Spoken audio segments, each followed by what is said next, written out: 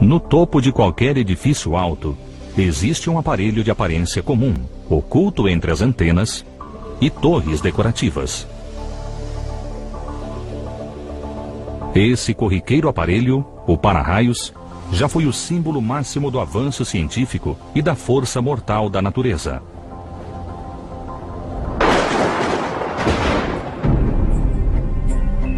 Inventado em 1749, foi a primeira aplicação prática da eletricidade, então uma energia misteriosa. Hoje, os para-raios protegem milhões de estruturas, como o Liberty Place, um arranha-céu de quase 300 metros de altura que se ergue sobre Filadélfia, onde o para-raios foi inventado pelo morador mais famoso da cidade, Benjamin Franklin.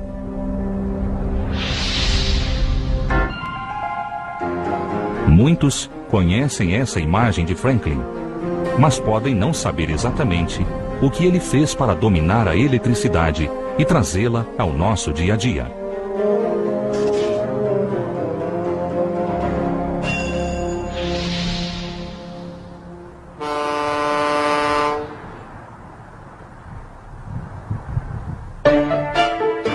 Em 1723, Franklin, aos 17 anos, chegou à agitada Filadélfia.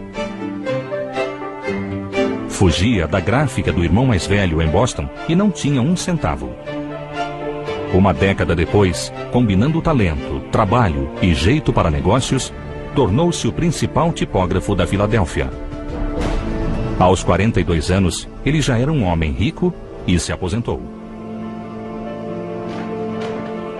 Seu império tipográfico consolidara-se em todas as colônias, e Franklin estava livre para dedicar seu tempo à ciência e ao progresso da humanidade. Franklin mergulhou na área mais fascinante do século XVIII, o estudo da eletricidade. Ele se interessou pelo assunto em 1743, quando viu um truque realizado por um mágico escocês. Before Franklin came along, electricity was sort of parlor tricks, people doing static electricity and making sparks, but Franklin tried to make it useful. Aficionado da tecnologia, Franklin comprou ou construiu os mais recentes aparelhos elétricos, como o gerador eletrostático. The way the various electrostatic generators work is that if you rotate this drum, it will pick up electrons, electrical charge, from the pad. The charge is transferred through the discharge tower, and it comes to the front of the discharge tower at this point right here, where you'll see a little bolt. Franklin's device was arranged in a more vertical fashion and used a glass sphere with brass fingers and a leather pad to generate the static electricity. Franklin armazenava a eletricidade em um recipiente de vidro e metal, a garrafa de Leyden, para usá-la em seus experimentos. Franklin começou a fazer experiências elétricas em 1745. Em apenas 7 anos, ele transformou a eletricidade, antes um truque de mágica, em uma ciência revolucionária. Seu avanço teórico mais importante foi descobrir que tudo no mundo continha eletricidade. You don't create electricity out of thin air. It actually is coming from something else, going to something else. And the whole system remains at a constant amount of electricity. It's just moving from one point to another. And this was a great breakthrough at the time because people had no idea where electrical charge came from. O princípio da conservação da carga elétrica tornou-se a espinha dorsal da eletrônica moderna. Franklin também questionou a teoria de que havia 2 tipos diferentes de eletricidade. The theory was that they would come together and one would cancel out the other. So Franklin comes along and he says, well, I don't think it's like that. I think there's just one fluid, but it can be positively or negatively charged and it can flow off an object onto another object. Enquanto mexia com as garrafas de Leyden, Franklin inventou um aparelho que viria a se tornar um dos mais práticos da história. Now, as you can see, one jar doesn't really provide very much charge. So one of the things that Franklin figured out to do is to connect a number of these jars together so that you would have a large amount of charge in one spot. In doing so, he could generate a much larger electrical shock discharge. Franklin chamou seu invento de bateria porque agia como uma bateria de canhões. De fato, pelo menos uma vez, um choque dessa bateria deixou seu inventor desacordado. Franklin estava especialmente intrigado com o que chamava de poder das pontas.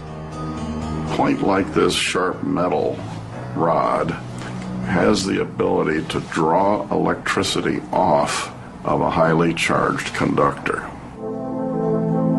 Franklin achava que, com a ajuda das pontas de metal, seria o primeiro a provar que as faíscas elétricas de seu laboratório e os raios das tempestades eram a mesma coisa.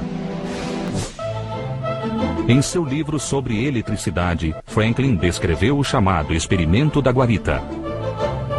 O tradutor francês do livro de Franklin, Thomas François Dalibard, decidiu realizá-lo.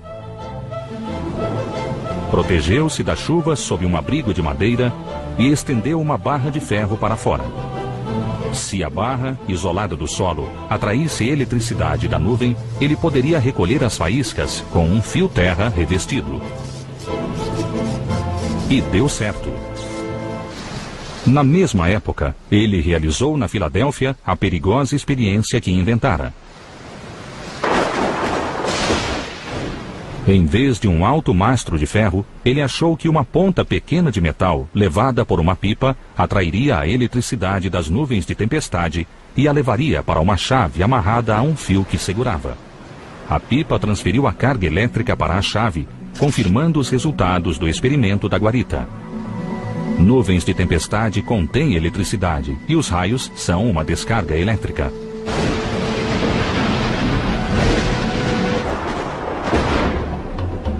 A demonstração das propriedades elétricas das nuvens foi uma enorme conquista, mas Benjamin Franklin ainda não estava satisfeito. Depois de provar que o raio era uma descarga elétrica, Franklin acreditava que, como as faíscas no laboratório, ele também poderia ser atraído por um condutor de metal ligado ao chão. Em 1752, ele convenceu outras autoridades da Filadélfia a instalar para-raios em prédios cívicos importantes.